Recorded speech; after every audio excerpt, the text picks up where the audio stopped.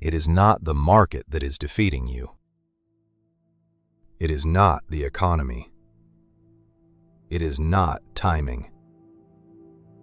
It is the moment you hesitate and call it thinking. Most people believe they are making decisions. They are not. They are reacting, quietly, consistently, without noticing. They wait when they should act. They act when they should wait. They follow what is loud and ignore what is right. And then they look at their results and blame the world.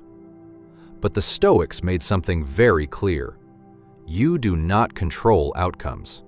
You do not control conditions. You do not control the movement of anything outside you. But you control your response. And that is where everything begins.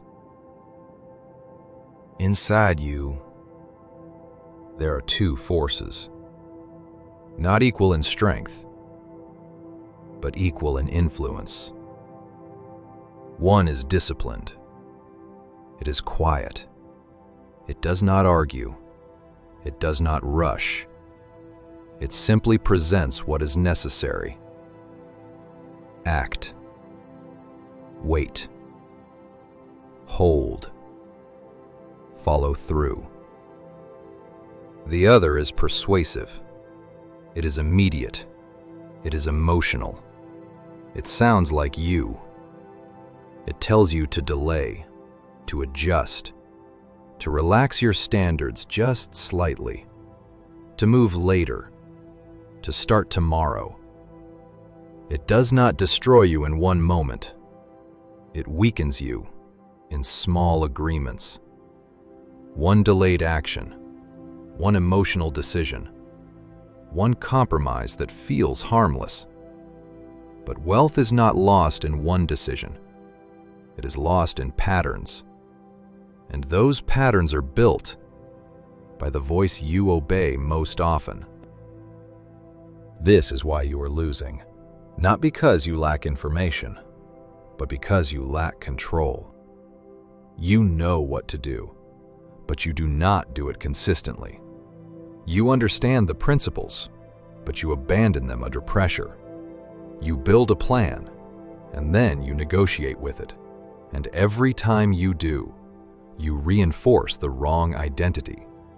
The man who hesitates, the man who delays, the man who reacts. And over time, that becomes who you are. The Stoics understood this with precision. You do not become what you intend. You become what you repeat. Every action strengthens something. When you choose comfort, you strengthen the version of you that avoids growth. When you choose discipline, you strengthen the version of you that builds. And this is not a single decision. It is a continuous alignment. Because the world does not reward intention. It rewards consistency. And consistency is impossible without control. This is where most people fail. They rely on motivation, but motivation is unstable. It rises, it falls. It disappears the moment things become difficult. So they wait. They wait to feel ready. They wait to feel certain. They wait to feel confident. And while they wait, nothing compounds. Money does not respond to how you feel. It responds to how you behave. Consistent behavior, disciplined behavior, measured behavior. And if your behavior changes with your emotions, your results will too. This is why discipline is not optional. It is foundational.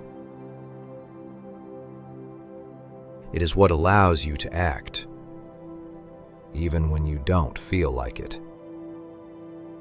To hold when others panic. To wait when others chase. To follow through when others stop. This is the difference. Not intelligence, not opportunity. Control. And control is built by refusing to obey the weaker part of yourself. You will feel resistance. You will feel doubt. You will feel the urge to delay. That does not mean you stop. It means you act anyway. Because discipline begins the moment emotion is no longer in charge.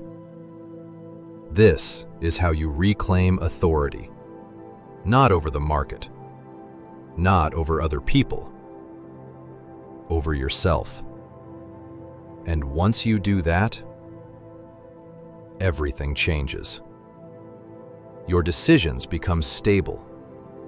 Your actions become consistent. Your results begin to reflect it. Not immediately, but inevitably. Because the man who no longer loses to himself cannot be stopped by anything external. So the question is not what is standing in your way. The question is, which version of you are you still obeying? The one that seeks comfort, or the one that demands growth? Because your future is not decided by what happens to you. It is decided by which voice you follow. And until you confront that, you will continue to fight the wrong enemy. But the moment you stop losing to yourself, you stop losing in everything else. This is the Stoic advantage. This is the margin of peace. Virtue first. Wealth follows.